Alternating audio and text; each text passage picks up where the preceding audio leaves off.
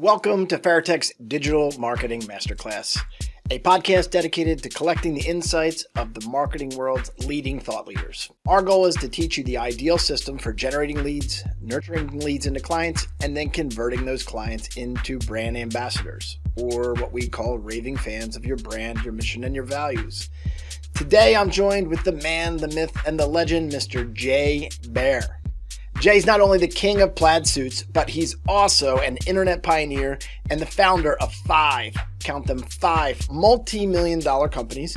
His digital marketing strategy and consulting firm, Convince and Convert, helps prominent companies gain and keep customers. Not to mention, he's also a well-renowned speaker, being one of fewer than 200 living members of the Professional Speakers Hall of Fame.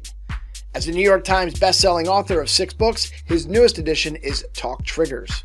Talk Triggers is the complete guide to creating customers with word of mouth. Internet, put your hands together for Jay Baer. Jay, welcome to the show.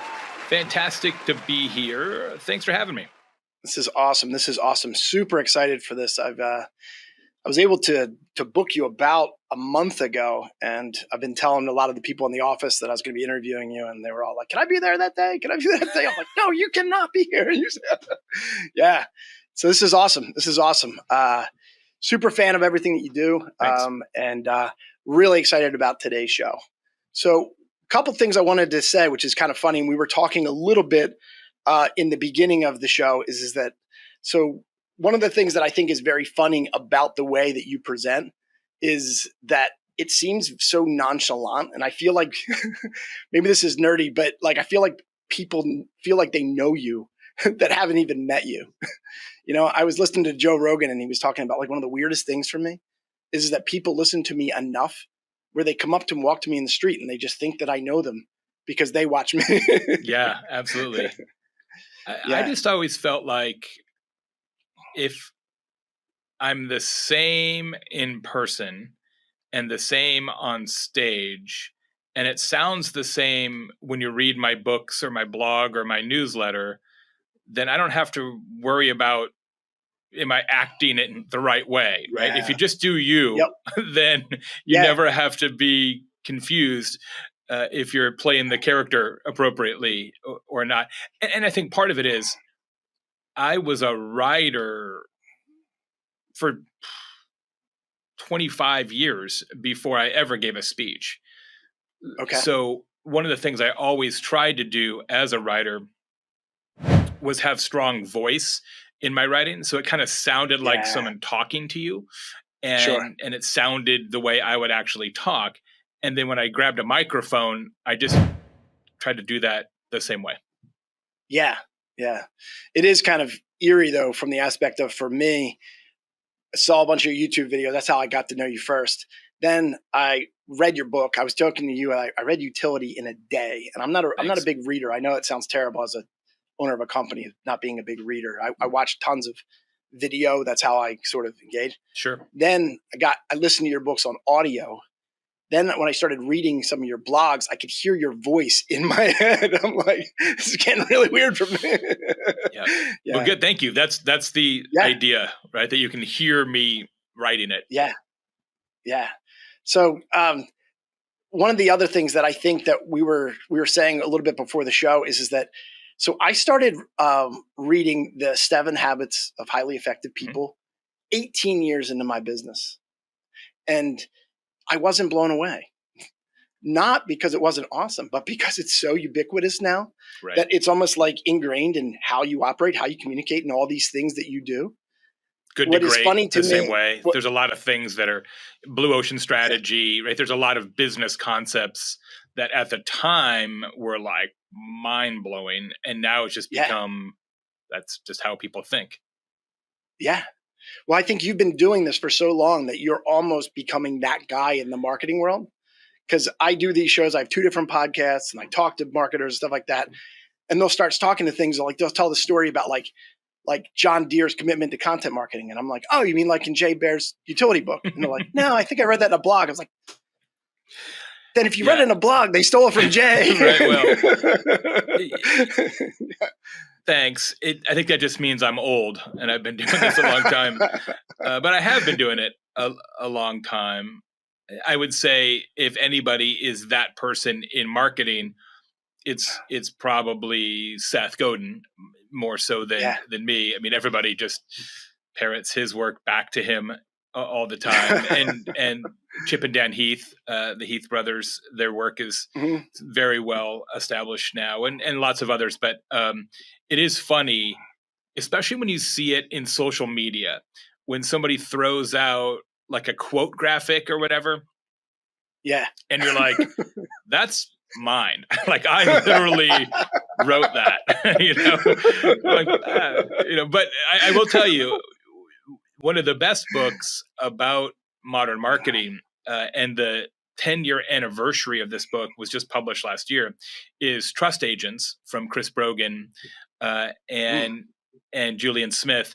And one of the things that they said in that book that really had a big impact on me when I was starting to create content all the time was to give your ideas handles. This idea that you want your ideas to spread. And there are people that I know and people that you know who get mad when somebody quotes them without attribution or steals some of their ideas for a blog post or whatever, and they send them a nasty email. And I'm like, A, life's too short. And B, aren't you just trying to get that piece of advice out there? So isn't that really a sign of success, not a sign of failure? Yeah. I think I grew up so much in the SEO backlink world that I'm just like, we at least owe him a backlink. You know what I mean? Right. It's going to be no follow. But exactly. Yeah, seriously, it's a courtesy backlink at this point. Yeah, it's so funny. That's so funny. Yeah, I was telling you that I had Andy Crestadina on the show. Love Andy. And I always feel like between you and him and some of the other people I talk to, the ability to take complex subject matters and then make them sound simple and easy is very much a gift. And I think that's the sign of a great marketer that they're able to do that. And what's funny is that I have people on my team and I'll say, look, this is what I want you to do. Let's go ahead and do it. And they read it and they're like, oh, you know what? I knew all that stuff. And I was like, if you knew it, why weren't we doing it? And then 6 months later, it finally makes our standard operating procedure. So that simple thing took 6 months to implement and you knew it already. You're so right. Knowing it and doing it are very different. And I actually kind of like with, being quoted without attribution, etc. It's not uncommon when I give a speech, someone will come up to me afterwards and say, I really enjoyed that presentation. A lot of what you said was common sense, but yet I realized that I wasn't actually doing it. And I'm like, yes, exactly.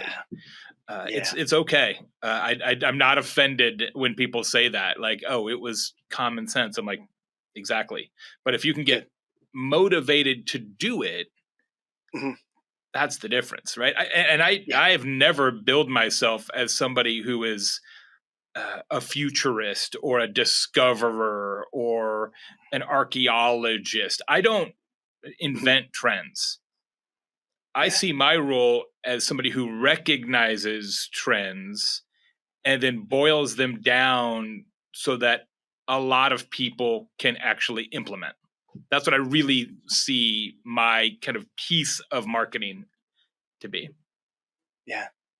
Well, and there's some of the greats have done that forever. I mean, like Dale Carnegie's How to Win Friends and Influence People. Nobody was like, oh my gosh, that was the most disruptive book ever. I'm like, no, being kind, showing common courtesy, those are real things. And, Jerry Seinfeld literally made millions off of just seeing the same thing everyone else sees and being like, you do see that, right? You know what I mean? Like that's how we sort of and you've got to be able to organize it, whether it's a blog post or a podcast or a video or a book or a speech. It's better when you organize it in some sort of framework that people can remember and follow. So it's not necessarily about how groundbreaking is the idea, but you give people an operational scaffolding that they can actually then put into practice time after time after time, which is why in all my books, there's a lot of frameworks and mnemonics and steps and things like that, because I want to give people something that they can actually come back to and say, oh, we're screwing it up at step 3 or whatever. Yeah. Yeah. So I read Malcolm Gladwell and I love his stuff, his stuff. But I also don't feel like I know where the rubber meets the road for me. Hockey players born in January, super cool. And he did have connection points, but it didn't have how you kind of say, okay, theory, really cool. Okay, by the way, if I convinced you, this is how you get started. Yeah. And I think, you talk about somebody whose ideas have become part of the public discourse without attribution, right? I mean, how many people quote 10,000 hours just reflexively, and that's his work, right? They don't credit him for that anymore. But I will say, this gets a little granular, but he's writing for a different audience, right? Sure. Malcolm's writing for a very broad, almost consumer audience that has somewhat of an interest in business, whereas I'm writing for a business audience, right? Yeah, that makes sense. One of the things that my literary agent told me once was there's only 2 kinds of books. There's books that sell 1 copy at a time, which are Gladwell's books, and there's books that sell 50 copies at a time, because the whole company is going to read it, and that's my books. Yeah, and it's a different style. But I would take his sales over my sales all the time. Yeah. So I'm the stupid one. Sorry. That's the lesson here. Yeah. You mind if we jump into talk triggers? Please. Okay, great. So I'm going to give you a little preamble to my listeners and stuff like that. If you haven't read Talk Triggers, definitely do so. I also recommend that you watch Jay's YouTube videos on Talk Triggers, because I think the way he presents it on stage has a life that's very different from the book. They're both great, but I feel like there's lots of examples in the show that are not in the book. It's talktriggersshow.com. Yeah. Oh, I'm sorry. I watched one of the YouTubes where you did it from stage. Oh, okay. Yeah. The podcast has a bunch of other examples. Yeah. So with talk triggers, this is some of my favorite parts though.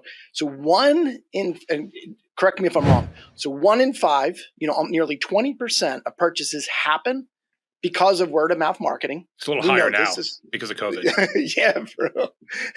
And 90% are influenced by word of mouth marketing. But how many companies actually have a formal word of mouth marketing? According to John Jantz, whose new book, The Marketing Blueprint, just came out today. Incredible. Would be a great guest for the show. According to John's research, it's fewer than 1% of companies have an actual word of mouth strategy, which is crazy. Yeah. Because if you accept the premise that the best way to grow any business is for your customers to grow it for you, that's also been true since the first caveman sold an arrowhead to another caveman, right? It's always been true. Word of mouth has been the best way to grow for the entirety of humanoids being on the planet. Yeah. Yet, nobody has a strategy for it. And you've got a strategy for all these other things. You've got a hiring strategy, sales strategy, social media strategy, crisis management strategy, diversity strategy, environmental impact strategy, and on and on and on. You're surrounded by strategies. But the one that might be the most important, word of mouth, we just take it for granted. And it's for the same reason every time. Yeah. I was in a sales call the other day, and they were talking how they grew by word of mouth. And because I knew the stat was so staggeringly low, I knew that I could get a little, not a jab in, but sound smarter than I am by saying, oh, you grow by word of mouth. Do you have a formal strategy? Is it written down? And you know what I mean? Because I knew. In sales, I do these. They're not trap questions. I'm not trying to get them, but and trying to make that impact moment. And, because I knew they were going to be like, no, we just sort of do it and we hope for the best. And I was like, yeah, we just take it for granted. And that's exactly. true for 99% of the people. The mistake is we have been taught to believe in business that competency creates conversation. That if you just run a good business, your customers will notice that and tell other people about it. And that sounds right on paper, but it's not actually right in the real world, because we don't tell stories about things that are average. We only tell stories about things that are different and unexpected. Hey, let me tell you, Chris, I had this experience last night. It was perfectly adequate. Said nobody ever, right? Because it's the worst story ever. Yeah, exactly. So if you want your customers to become volunteer marketers and spread the gospel of your organization, you have to do something they don't expect, because that's what makes it worthy of a story. And that's the big mistake that people make. Competency is obviously important, right? It prevents defections, it reduces churn, it keeps your customers, but it doesn't get new customers. That's the big difference. Yeah. That's it right there. And the fact that, like, I think that it can quickly become like a wish list, or what you said, like commonplace, where you hope it happens, but it doesn't generate new customers unless you actually you do it. And if you don't analyze the results and you don't work on it as a craft and things like that, it's almost like golf in the aspect of you got to play like 3 or 4 times a week just to be average. Yeah. You know what I mean? And so I learned that the hard way. I was on the golf team in high school, and I started playing when I was 4. My dad played 4 times a week until he was 75.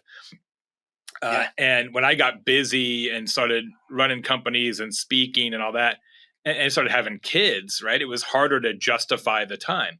And so what happens in golf, especially if you're not naturally talented at it, and I'm not, is you play less, so you play worse. And that's frustrating. Exactly. So you play less, so you play worse. So you play less, worse, less worse, less worse.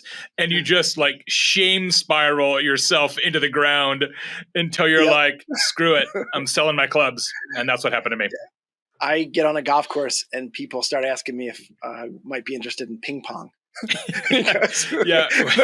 When I used to live in Phoenix and had a lot of local clients and such, there's all kinds of, especially in that town, golf invitationals and fundraisers and all that. And after I kind of stopped playing, people would always, hey, do you want to be in our foursome? I'm like, nope. But if there's an award show afterwards, I'll be the MC. Seriously. Yeah, I mean, it's literally like I will embarrass myself so bad. Like my VP of partner growth, which is a fancy name for our sales guy, I was like, do you golf? And he's like, yeah, I do. I love it. I'm like, thank God. Because now I can still get representation without me actually going. Because put on your LinkedIn profile. Exactly.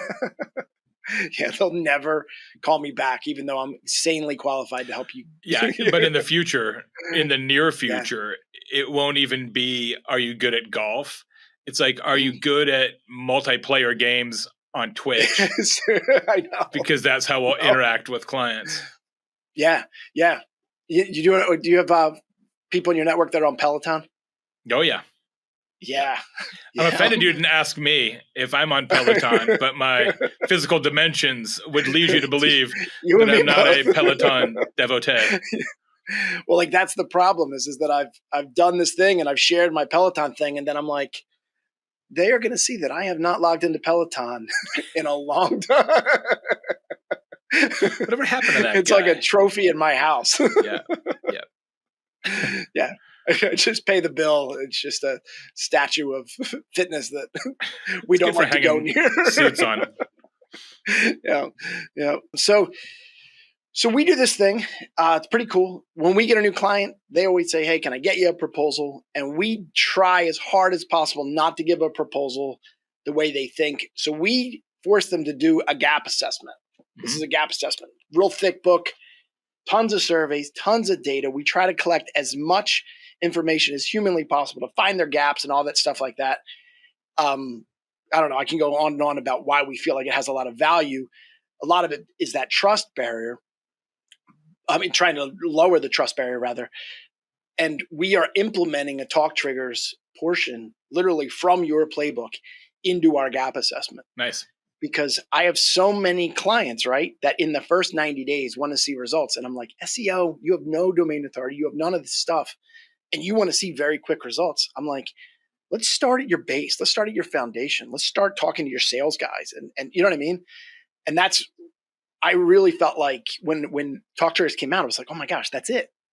That's how you make the first 90 days not feel like the loneliest 90 days because you're waiting to build the machine, you know? Yeah. Although in practice, it takes a while to create and test and implement talk triggers too.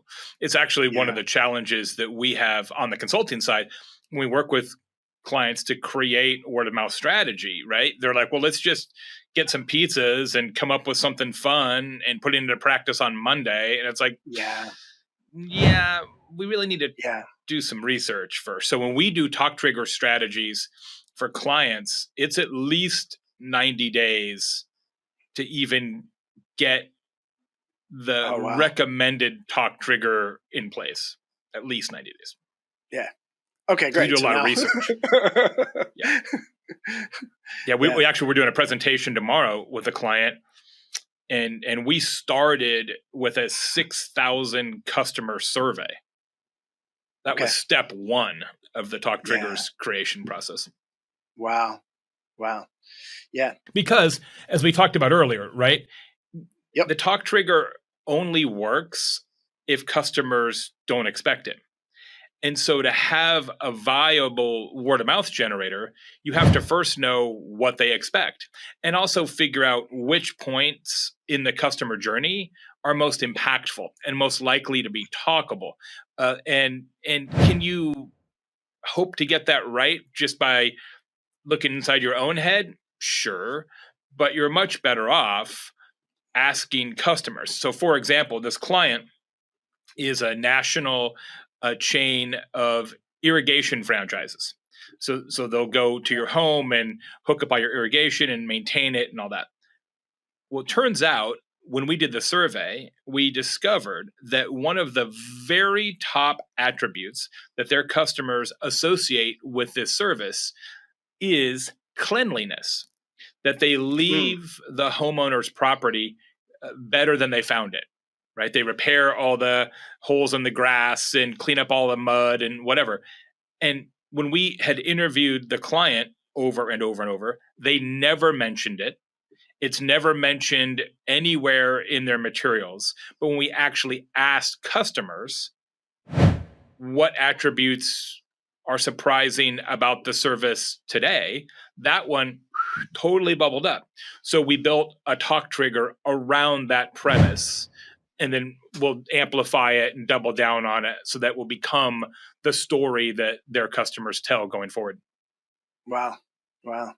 I do think it's interesting how, I think my knee-jerk reaction would always just try to be remarkable, and it would come from inside my company. You know what I mean? But I do think that is interesting in the aspect of it's almost like you get so close to it. Sometimes you don't even see what your own talk trigger might even be, So we had this cartoon, and it was like a guy in a rowboat, and it was two pictures side by side, and the guy in the boat was stranded at sea, and he sees this tiny little island, and he's like, land. And then there's another guy on land, and he sees the boat, and he's like, I'm being rescued.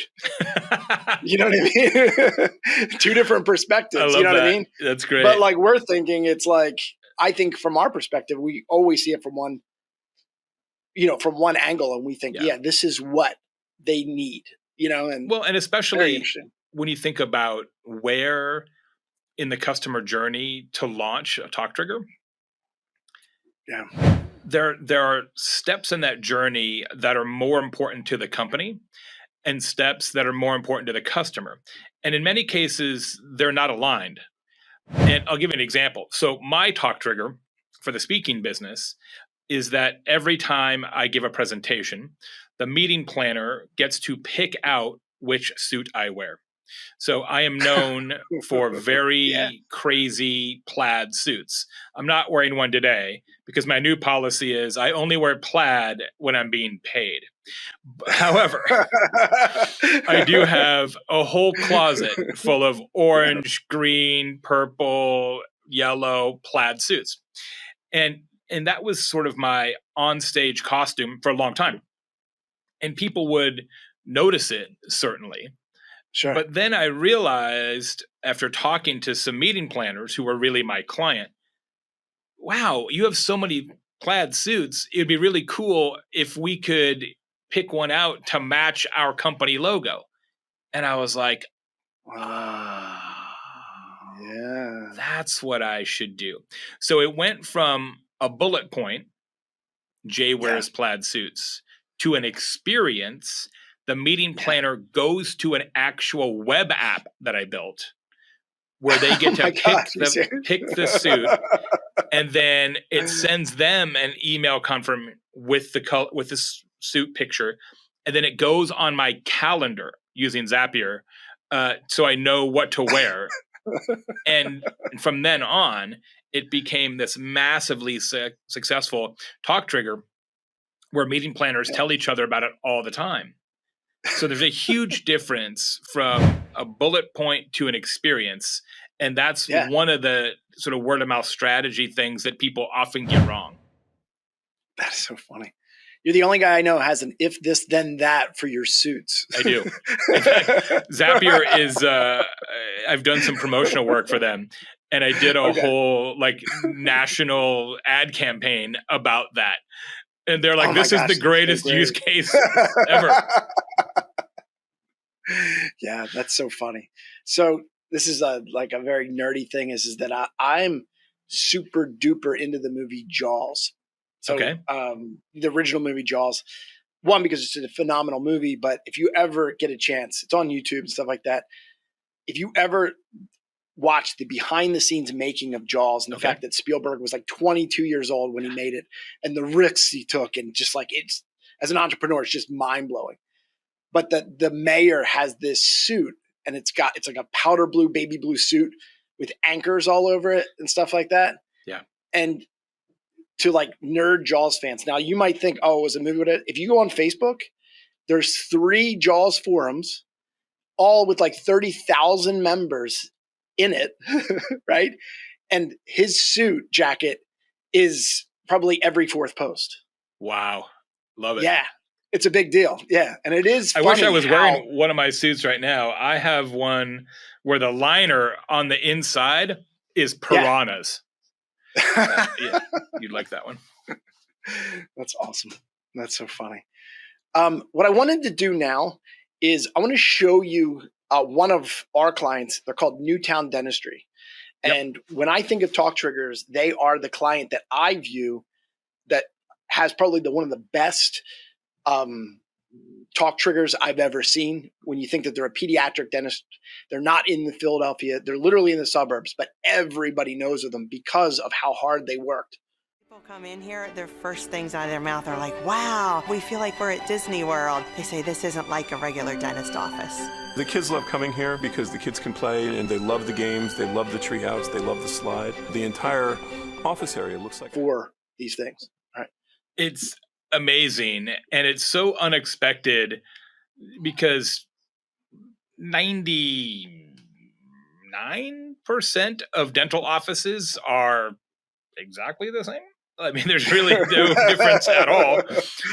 And they have certainly leaned in to the differentiation, not only in the physical environment, obviously, but I know there's like treasure chests for kids and all this other stuff they do. It's truly amazing. The only thing about that example, from a classic sort of talk triggers, word of mouth strategy perspective, is that typically in our organization, we would advise having a sharper tip of the spear. Because if you said, what's different about dentistry, that's going to be a paragraph or 2. right? It's not like this one thing they do. It's all these different things. And so at some level, your differentiators are competing against one another for attention. And that's the only thing that I find really interesting about that example, is that they've got lots of different things, right? There's a slide and a treehouse and a whatever. If they came to me before they came up with all this and said, what should we do for word of mouth? I would have picked one of those things, but they went like whole hog, baby. We're going to do all the things. So bravo. Yeah. So what you're saying is it's possible that because there's so many talk triggers that it dilutes the one thing because you have so many. Yeah. And I haven't looked at their reviews, but I would bet if you looked at their Google reviews, a couple things are true. One, they probably have vastly more reviews than any other dental organization in the region, because people only leave reviews when something unexpected happened. I mean, how often do you see a 3-star review? Not very often, because why would you write one? Man, I went to the dentist and pretty much it happened just how I thought. 3 stars. Like nobody writes that. There's no point to it. So it's almost always 4s or 5s or 1s. So I'll bet they have a lot more than anybody else because the experience is just so differentiated. But if you look at their Google reviews, on Google reviews, they show you the words and how often that specific word is mentioned in all the reviews. Yeah. Again, I haven't looked at it, but my guess would be they have a fairly broad collection of words. And it's actually one of the things we look at to evaluate talk triggers once they're in place is what percentage of your reviews mention that specific talk trigger. And so in their case, because so many things, like one person might write about the treehouse, and somebody else might write about the slide, and somebody else might write about the treasure chest or whatever. I would guess that it's a little bit diffuse in terms of the actual things that people notice or want to include in a review. Yeah, I mean that's a fair point in the aspect of. Well, I'm not saying it's bad; it's amazing, and almost nobody will go all in like that. So God bless them. Incredible. Yeah, it's nuts. It's nuts. I mean, it's very much an experience. But what's so funny about the reviews is they have all of that stuff. But what they're famous for is a couple things. One is it feels like it feels like family when you're there, in the aspect of they've tried to work on all of the little things to get the little things right. So that everyone, it's almost like they want to go to the dentist, which is really crazy to even think about, but that's what they try really hard to do. And then what they do for their staff is every Thursday, they, Every Thursday they have like a staff dinner and they invite their family and stuff like that. And it's known as every Thursday, single, like a restaurant. It's amazing. And then every year they bring their entire staff, about 125 people with their staff, their family and stuff like that. They take them on a cruise. Nice. Now what happens here is that everyone feels like family when they come in because everyone feels like their family on the other side. Do you know what I mean? Like the employees feel like it too. And it's such a privilege to work with them because I can't even explain what they built there. Like, in other words, like they have people that come and try to franchise that model. I'm like, you can't do it. Yeah. Because the ingredients there's some pieces of it you could incorporate, but you can't knock it out over and over. Yeah. Yeah. It's interesting what you say about the employee side. It's really important to understand that you can, and debatably should, have a word of mouth strategy for recruiting, especially now in a historically tight labor market. It's really, really hard right now. Just in marketing, I did a webinar last week. LinkedIn just released data, 61% increase in marketing job listings in 2021. 61% in 1 year. So if you're trying to go hire marketers onto your team, and many, many, many, many people are, you better have something going for you, because especially in a hybrid work environment or remote work environment, the fact that you have a foosball table, no one can go to the office to play foosball. So what's your angle now? So this idea, and we're actually getting a lot of corporate clients on our side, companies calling us and saying, hey, can you help us build a word of mouth strategy for recruiting? And yes, we can. Wow. Yeah. I mean, it makes a lot of sense. I mean, I was very blessed in the aspect of when COVID happened, we actually grew. We've grown substantially since March 13th of 2020. Because so many companies that relied on conventions, or they relied on meeting face-to-face and shaking hands, they couldn't do that anymore. And so they doubled down on digital, or they've always knew they had to get there. And so now this was kind of like the catalyst for that to happen. And so we were, I hate celebrating when there's so many companies that had such a tough time, but it was actually a really good thing for us. But I do miss the old normal quite a bit. Like, we try as hard as we can to make our office feel like this cool experience. And, it was funny because I was talking to you before the show about, we were trying to make our talk triggers like this. We studied the Ritz-Carlton and Chick-fil-A, and we tried to, our building is huge. It's got like 80 businesses in it. And if you look at the map where everything's located, I work here and I don't even know where my own building is on the map. And so we did this whole dance of, my assistant would bring them up the elevator, and my partner would meet them at the door, and he would show them our video studio, and we would already know his cup of coffee. And I would show him this thing we called the Innovation Lab, where you write on the walls, and on the back wall is our team holding up a sign and has their logo on it, and all that cool stuff. Two things. If any employee that was supposed to be part of that dance wasn't there, it fell apart. Yeah, couldn't do it. Because one of the talk triggers things that you have in your book is like, if it can't be repeatable, the value plummets, and it gets weird and clunky. Anyhow, no one can be on vacation if clients come to the office. Exactly. Tough operating policy. I know. And then you're like trying to find like a fill-in. I'm like, go get him, bring him in the elevator. It's like, I don't know how to make coffee. What do I do? Exactly. One of the things that we were trying to think of, and you made it so eloquent in your book, was same is lame.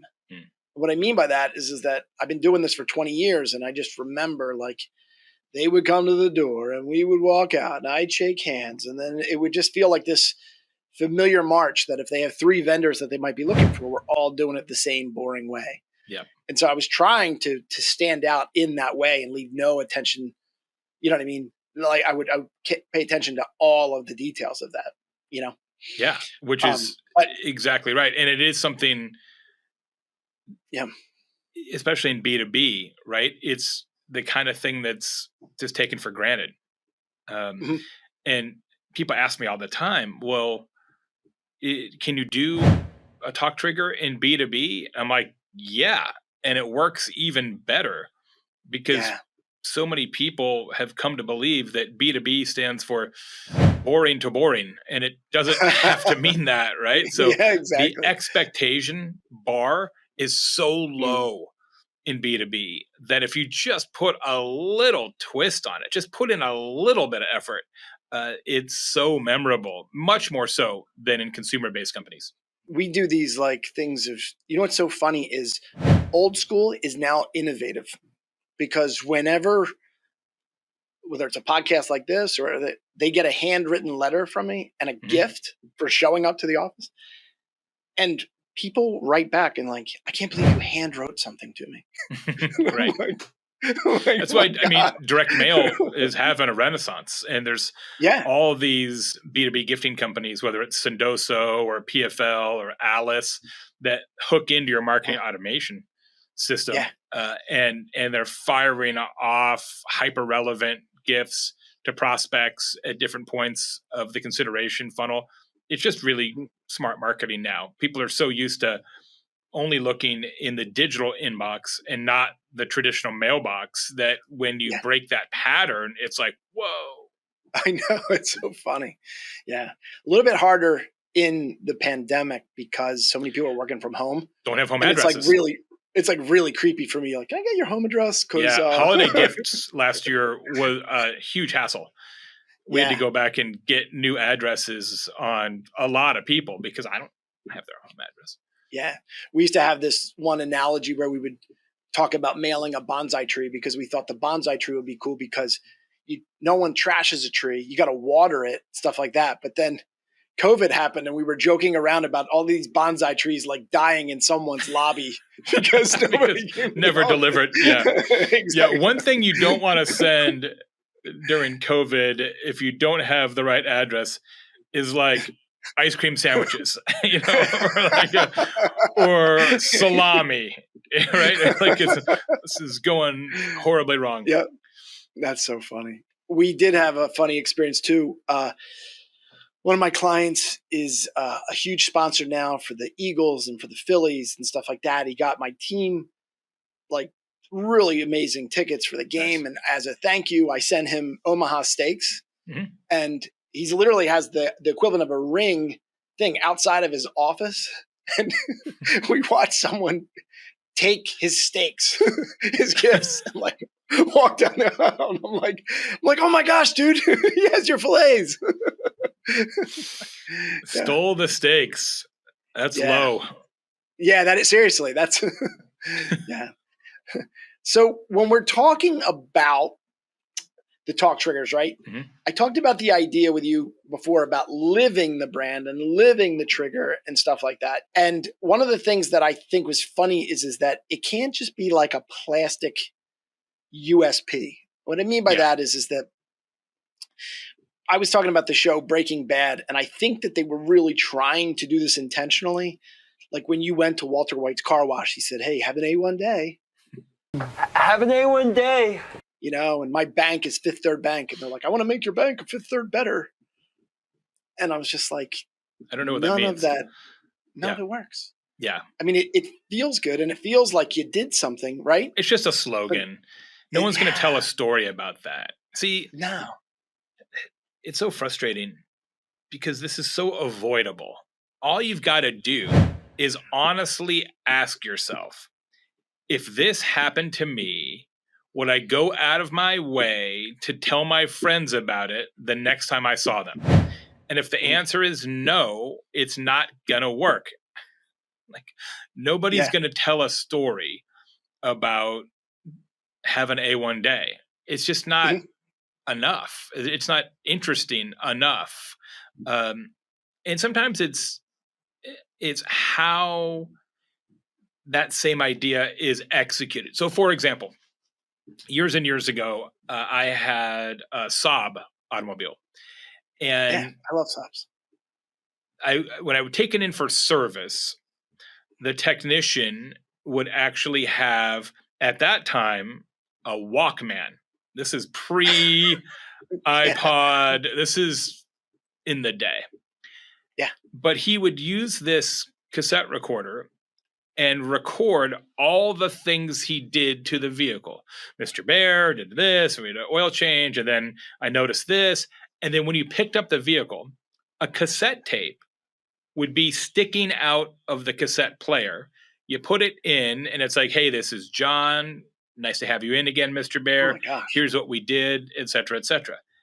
Now, that's not massively different than have an A1 day.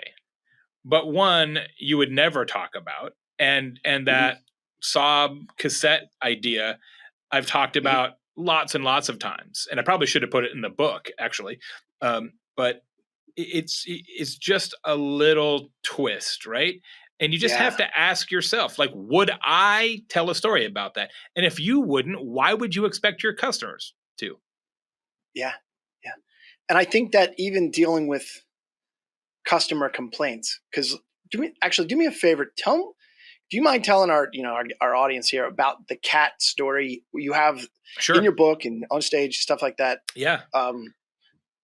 My friend Chris lives here in Bloomington, Indiana. And Chris and I've known each other for a decade or so. He's a graphic designer. And I don't know, maybe because of that, or just because he's a poor decision maker, in his home, other side of town, a 2-floor house, he has all white carpet. So wall to wall, both floors, snow white carpet. Which seems like, what are you, Jay-Z? Like, it seems, it's a very Miami kind of a move for Indiana, for sure. Yeah. It made all the worse because he has a cat. I also have a cat. Anybody tuning in who has a cat knows that cats have a feature whereby they're just kind of rolling around, walking, strutting. They don't really walk, they strut. They have a lot of attitude or catitude, as they like to call it. And so they're just strutting along, and then out of nowhere, there's a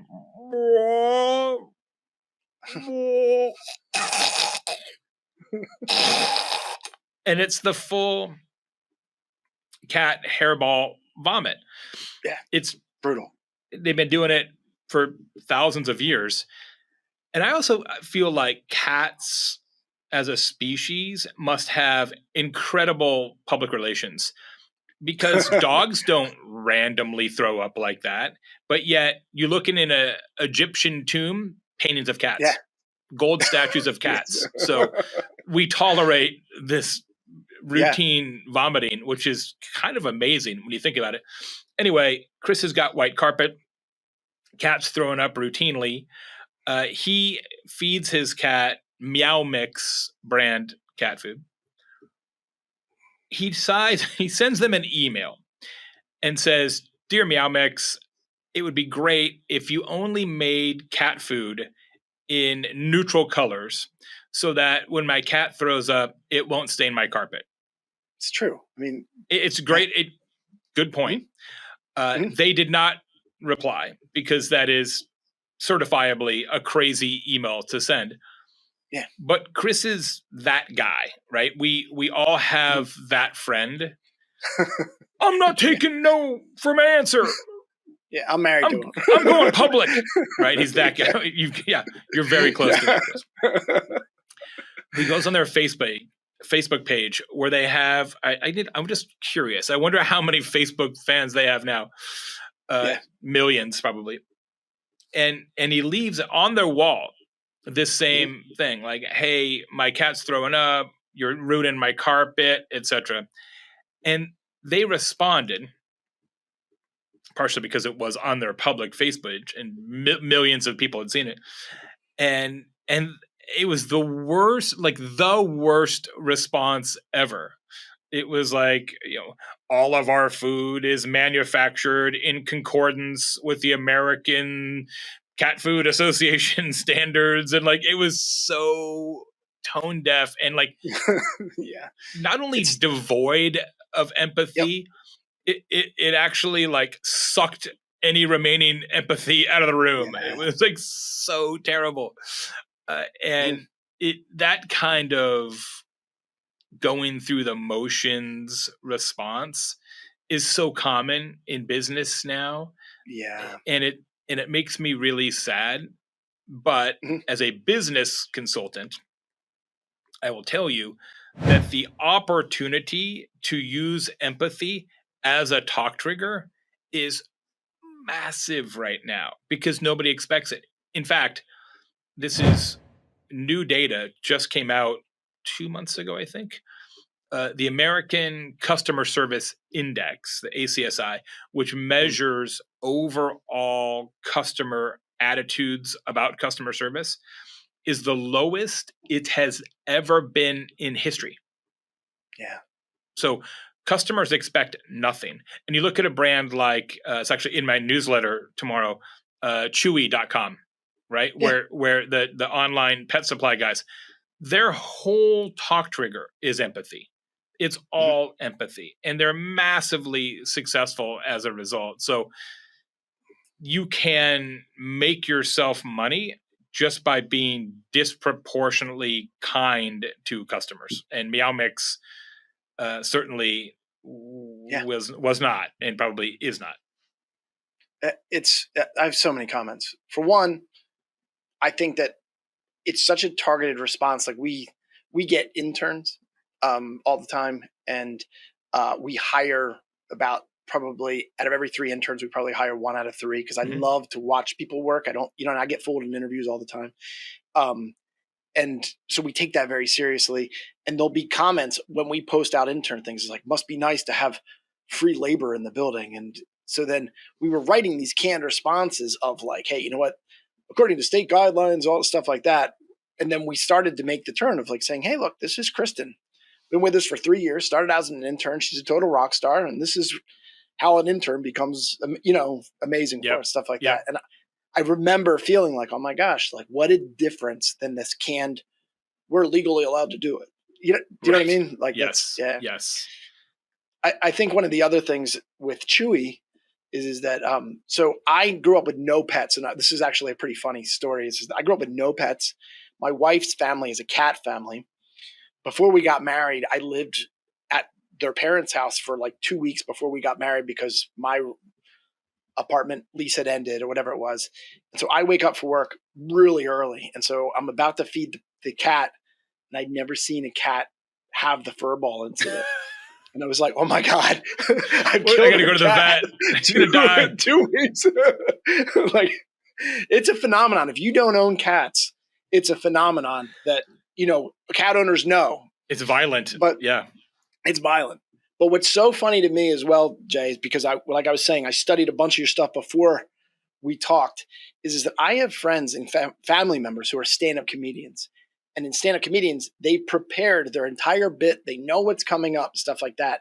Yep. So I've heard your stuff enough to know he's going to go into Meow Mix and then he's going to go into Furball. But you were presenting at this one place, right? And you're like, out of, a show of applause or show of hands, how many people have cats? And like nobody raised their hand and clapped. Nobody has and I'm cats. Like, oh shoot, he's got to go Furball, and nobody knows Now what? what's gonna. I'm like, is he gonna do it? Because honestly, because I'm like, oh, this could go bad, and you actually nailed it, and it worked out really well. But I was just like, he's when nobody clapped, you must have been like. Oh my God. It's actually surprising. I ask a lot of audiences that when I do that story. It's strange how few people who go to conferences, at least that I speak at, have cats. Because the US average, I think it's 30%, 1 in 3 households. And in all these conferences, it's like 1 in 20. I'm like, what? I need to do some additional research on this because it is strange. It's a lot. Maybe it's like people who are entrepreneurs or professional marketers or whatever just don't like cats. I don't know what it is, but I need to change the story. I think there might also be some subtle, what we call like cat shame. It's like we have cats, but we don't act like we have cats because we know when we come home, they own the house. Yeah, it's true. I worked hard for 20 years and I don't own any of my stuff. This 4-legged beast does. Yeah. My wife always says that cats don't have owners. They have staff, which is pretty true. You are not kidding. Oh my gosh. So, I got 3 more things to kind of share with you. So Jonah Berger, he wrote an awesome book called Contagious. Mm-hmm.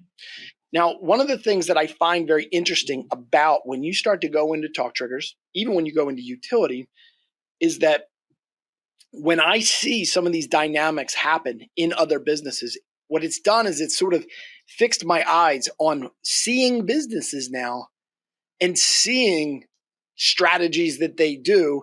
And then I start to work backwards and I try to figure out, well, why are they doing that? You know what I mean? And it's funny because Jonah also talks about this, he calls it social currency. Have you ever heard of his thing? And so we live in Philadelphia and there's this place called Barclays Prime. And in Barclays Prime, it's in the city. It's in like it's in the nicest district of Philadelphia. And Philadelphia is famous for cheesesteaks. And you can literally go and have $100 cheesesteak. And the average cheesesteak is what, Yes. $10, Yes. right? So you have this social currency. And then I think he interviewed them and he says like, why did you do that? And he's like, look around me. These restaurants are killing it. I mean, we're all like, you know what I mean? Like it's a knife fight for all of us. Yeah. So if I don't have this, I'm just going to be another steakhouse. It's brilliant because even if nobody orders it, yeah, the story is that it exists. Exactly. Yeah. Yeah. So sometimes I almost think audacity is your talk trigger. Yeah. I would classify that in my book as talkable attitude, right? Which can be audacity. In some cases, it's humor. Like, do you know the brand Moose Jaw? They're an outdoors company. Moosejaw.com. They're actually owned by Walmart now. Oh, wow. And their website, their social, their email, their live chat, everything hilarious. Just it's super, super funny. And that's just their DNA, right? And it becomes a talk trigger. It's like if you want to buy a sleeping bag and also laugh the whole way, that's the guys, right? That whether it's audacity or humor or whatever the circumstances are, sometimes it's heritage, right? Like we're super old timey. That can be a talk trigger as well. That version of word of mouth is typically the hardest to do because you can't fake it, right? You can't say humor's gonna be our differentiator unless you're actually funny, right? You can't make audacity your differentiator unless you are at the molecular level actually audacious, right? You can't fake it. And that's why brands that pull that one off, I think is really, really cool. Yeah, that is true. And, you know, I've seen actually humor go bad, meaning like that's one of the things. I'm like, if you can't do it, it's a dangerous game. Don't do it. Yeah.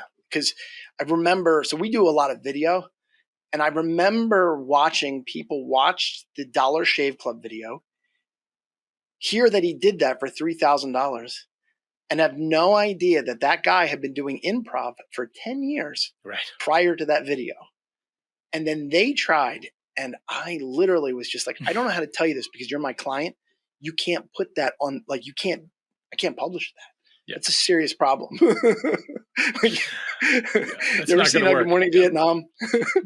Where he has that scene and the guy's like, sir, I know in my heart I am funny. Sir, in my heart, I know I'm funny. You know, it's like, nah, you just leave it to the experts. Yeah. Exactly. If you are funny, people will tell you you're funny. Yeah, and that's why you know when you go to open mic at comedy shows, sometimes it's like, I know. This is like the early rounds of American Idol. Exactly. My mom says I'm so funny. Like, I know, but only your mom. Seriously, have you seen Rocky IV? You see what happens to Apollo Creed when you're in over your head?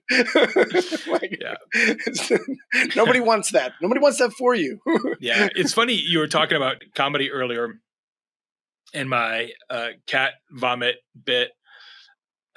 Probably since you've seen that on YouTube, when I do that story now, I stretch it out even longer. Like my pantomime of the cat throwing up is no joke, like 3 or 4 minutes, and I crawl all over the stage. It's really something. But the reason I've expanded that bit and pushed it so far, kind of creatively, is one of my favorite comedians is Tig Notaro. And she is absolutely hilarious. And what she's best at is making the audience slightly uncomfortable, but then pushing it. And as soon as you think the bit's over, she goes further. And then there's more nervous laughter. And then she goes further.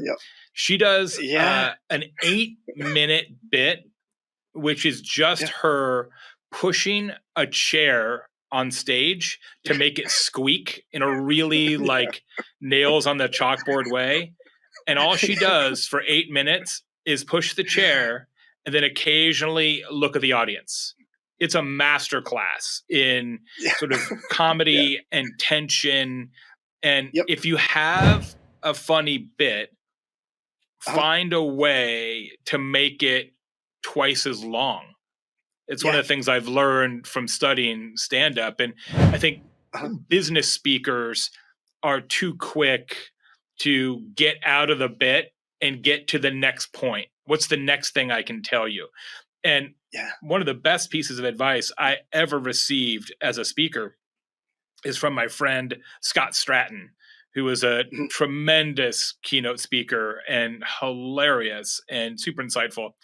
And when I was first starting off as a keynote speaker, I started as a workshop speaker. And so I became a keynote speaker. And because I was a consultant for 25 years before I ever gave a speech, Scott saw me speak in the early days and he said, hey, if you take half of your material and throw it away, you'd be a good speaker. Because I was making the mistake that a lot of people make, which is I've got to tell you all the things I know in this 60 minutes. Right. And it's like, number one, they can't remember. Number two, you don't give any of the points air. And you're just like, bam, bam, bam, bam. You're just fire hosing people and it doesn't work. Yeah. Yeah. And you know what? What's so funny is the timing of this takes us about 20 days to do all the post-production on this. But we're literally in the heart of Norm Macdonald. He just passed a couple. He was like he was so good at what I would almost call like the re-laugh. Mm-hmm. I don't know. Did you get to watch any of his stuff? So he would tell this joke and it would intentionally run on and then it would get awkward. And then the last half was so incredibly funny because it's like watching Family Guy when, I don't know, like there's an episode where this frog dies and he tries to scoop it out of the window, but he doesn't want to touch it. And rather than it being a 2-second bit to get it out the window, they take like 9 to 10 seconds, which in TV world is like eternity. You know what I mean? But I do think it's funny because I agree. Like the re-laugh only happens when the speaker has enough charisma to know, you know what, this is a part of room control that I'm intentionally doing. And you will remember this because, you know, it wasn't just on to the next. That's right. Yeah. That's right. Yeah. And that's the worst thing you can do as a speaker is not play the room. It's one of the hard things about doing virtual. I've now done, just since COVID, 120 events virtually. Jeez. And it's good. Like I can do it and all that, but it's hard to not read the room and do spontaneous things that aren't scripted. And so I find it being a little too rote when it's online. And it's a challenge. Yeah. I watched Bill Burr with the Emmys, the virtual Emmys last year. I mean, this guy's masterclass in room control. And he was just like, this isn't even fun for me because I've got no reaction from any crowd. I'm doing it to a silent camera. Yeah. You know what I mean? And then the next day they're like, oh, how could he do that? He's like, you know what? He took a risk because you can't do it. Like it's so hard to live in a vacuum. When I did my first live event since COVID in June, it had been 15 months since I'd done a live event. And I had a ton of new material. And it was so weird because I was like, oh, that is funny. Because you have no idea, right? When I'd done it 100 times virtually. And so I knew the material and you think it's funny, but you don't actually have any evidence of that, you know, until you have a live audience. I'm like, oh, okay, that is funny. Thank God. You know what's this real weird meter for me is when my wife laughs at a joke, because I try my material with my wife, right? Yeah. So my wife, we've been married for 10 years. She's significantly better looking than me, cooler than me, all that stuff, but I won her over because I was funny. Right. 10 years later, she doesn't laugh at my jokes anymore because, you know what I mean? It's so commonplace. But every once in a while, she'll laugh and I'll be like, aha, that's a keeper. I knew funny and that one. Save that one for later. Yeah, exactly. And act like it's spontaneous later. Right. Yeah. All right. Well, we're nearly at the end of our time. Let me just ask you one last thing that I thought would be a really cool story for you to tell is you got to tell the Budweiser story. Oh, sure. Yeah. For people watching this on video, I am deceptively youthful looking. It's the soft lights in the studio. I started in digital in 1993, which was before Yahoo, way before Google, before there was actually even a browser. So long ago that when I started, domain names were free. You could get any .com, .net, .info, .info, .org, just those three. Yeah. Anything you wanted, and just have it, because nobody even wanted a website. Nobody even knew what a website was. All we really had was America Online and Prodigy and CompuServe. So to have a website for your business on the open internet was like only for like porno, right? It was super weird, right? Yeah. And I mean, literally the first 2 years of my career in digital was spent going to clients, and they would say, well, why would we want a place that customers can learn about us at night? Because we're closed at night. And it's like, well, but what if somebody wants to know about your business and it's like 8 o'clock? They'll call tomorrow. Mind blower. So it was a different time. Anyway, so my partners and I was the oldest guy, and I was 23. I was the senior partner.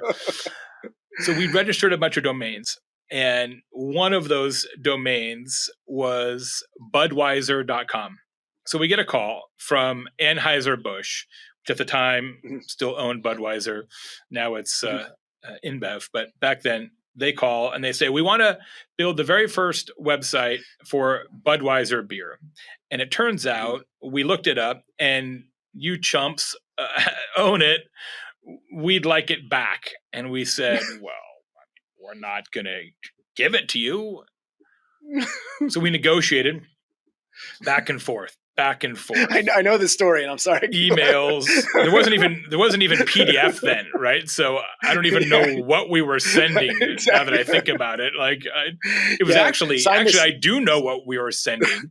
It was Federal Express, which was 3 days back and forth. Yeah, because there was no. We had no. You wrote it up on WordPerfect. Yeah, WordPerfect, and that was it. So sent it via net it took a while. It took a while. They sent a horse, then we sent a horse.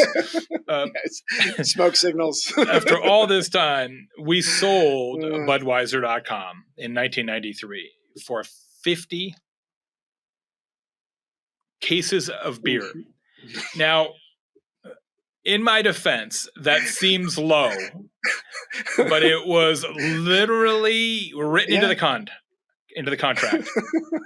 Bottles, not cans. Because you got to keep it classy. It's your upper crust. Keep it classy. Exactly. And we had to, because we were an ISP then, like literally an internet service provider, way back. And we had one room in the office that had a lock on the door for like servers.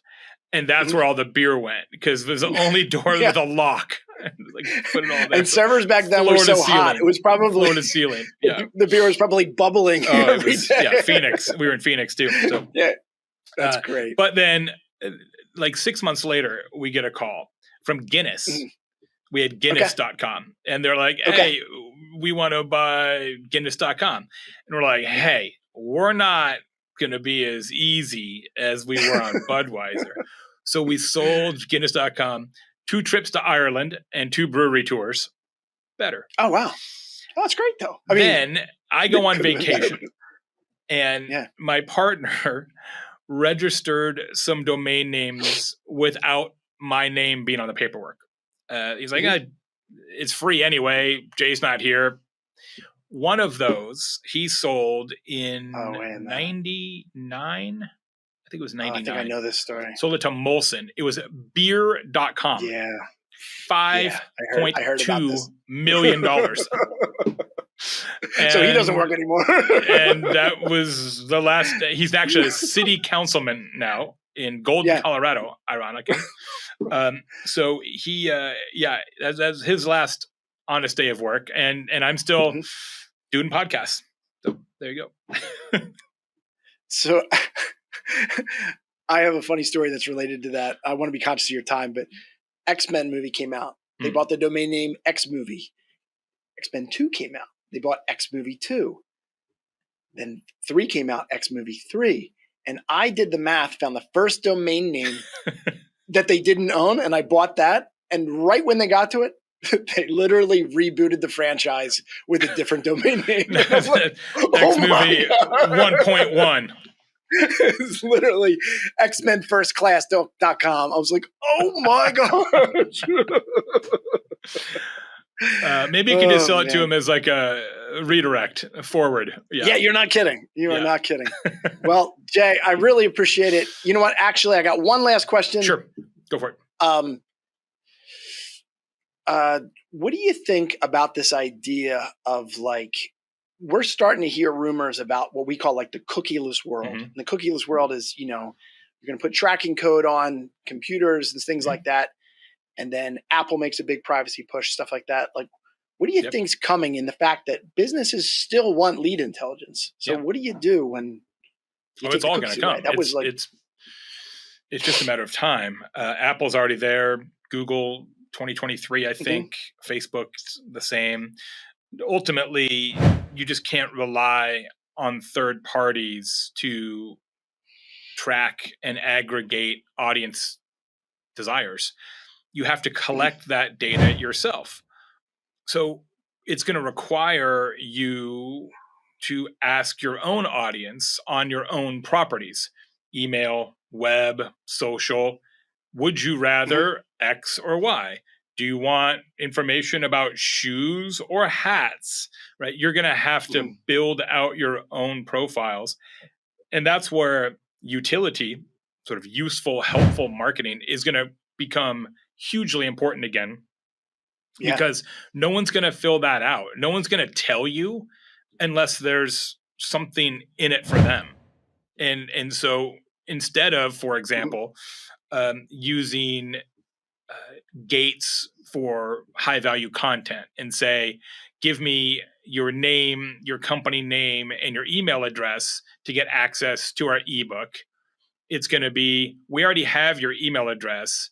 Tell me what your favorite NFL franchise is. Tell me if you prefer pizza or hamburgers, right? So you're going to see a whole different type of questions being asked of customers, because you're not going to be able to get that anywhere else. It's interesting. I mean, it is very interesting in the aspect of, you have Apple right now. Keep in mind, disclaimer, I'm pro privacy. I get it. But the thing that made Apple famous is that I'm going to put the most intuitive device in the world in your hands. You're going to literally, every time we launch one, there's going to be lines around the building that you sleep out the night before for. And then now that you have it, this intuitive device, because it had tracking, that used to be able to say, hey, you know what? These are your interests. I'm going to show you more things you're interested in. Yeah. That's sort of gone. And people, I don't think that the average consumer knows that when I'm looking for a washing machine and I see ads for surfboards, that their phone actually almost took a step backwards as far as intuition. Right. You know what I mean? Yeah. It is interesting, right? Yes. But we will definitely see in the near-ish future a bunch of ads. We were like, I'm not bald. Right. It's gonna, it's gonna happen. Right. Like, right.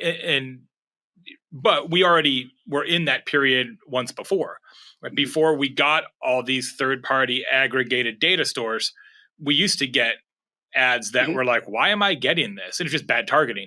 And then we sort of solved for that. And now we're just going to have to kind of rewind the clock a little bit. Yeah. Yeah. I'm not pregnant. Yeah, exactly. Yeah. There was back in the old days, the target thing, right? Netflix first came out. And their algorithm was much less sophisticated. There's a whole meme. My Netflix thinks I'm a Nazi. you watch like one German documentary, and then all of a sudden you're just like flooded, and you're like, oh. Yeah. I watch Saving Private Ryan now. Now the government's making too much of this. Yeah. You watch one Schindler's List, and then it's all. Yeah. This one comment that I wanted to make, though, because this literally came out. So the day that this was filmed, iOS 15 was launched yesterday. And I want you to see what I do find very funny about this is that I'll show this in post-production, but essentially you have the standard warning that comes up. Jay, do you have an iPhone or do you have Droid? iPhone, yeah. Okay. So the standard warning comes up that says, allow Facebook to track your activity across companies and apps and websites. Ask app not to track or allow. Now, the large majority of people are like, I don't want to be tracked. Are you crazy? That's nuts, right? Facebook goes nuts. Their targeting goes crazy. They're angry. They're having this major pissing match with Apple. Now, Apple yesterday launches iOS 15. Now, in iOS 15, they make billions of dollars off of their app store. The banner comes up for that one, and I want to read it to you because I think this is really funny. Their ad says, personalized ads. Turning on personalized ads increase the relevancy of ads shown by letting you use data like account information, app, and content purchases. And where available, these type of news stories you can read. Do you want to turn on personalized ads? And you're like, that sounds pretty good. Oh my gosh. So for Apple, it's personalized ads. Yeah. And for everybody else, it's like tracking. They will know where you live. Yeah. They want you to know. It's so funny. Well, whoever owns the phone gets to write the rules. Exactly. Yep. Hey, listen, Jay, it was probably the fastest hour and a half of my life. So this has been such a pleasure, man. Huge fan of everything you're doing. Thanks. If people want to follow your information, if they don't already know you, which if you're in the marketing space, you have to, but where can they find you and what are the things best that you're place up to now? Actually is my new newsletter. Comes out twice a month, marketing and CX advice, statistics you should know, a tequila review in every issue because I'm a tequila guy, life hacks, and a bunch more. It's called The Baer Facts. If you go to thebaerfacts.com, you can sign right up. And Baer is Baer. Wow, this is so great. Everybody, Jay Baer. Thanks so much. Thank you so much. You bet. And we will see you next time. Thank you for watching this video. What I wanted to do now is share something with you that we believe is very special. What we wanted to share is something we call the Ferritic unique process. What you'll see on this page is this is our entire roadmap that we've built over the last 21 years. We implement this process for all of our inbound marketing clients, and we believe that if you implement some of these strategies into your own marketing, you're going to have tremendous results. We've developed this page to be not only in video format, but also text and chapter format as well. When done effectively, this process is going to help your organization build marketing systems that generate leads, nurture leads into clients, and then convert those clients into raving fans of your product, service, mission, and vision. If you have any questions or concerns about anything that you've read, or you would like to kind of walk through this with one of our specialists, please reach out to us. You can do that at info@ferritech.com. So once again, the domain to find out our unique process is ferritechuniqueprocess.com. Thank you.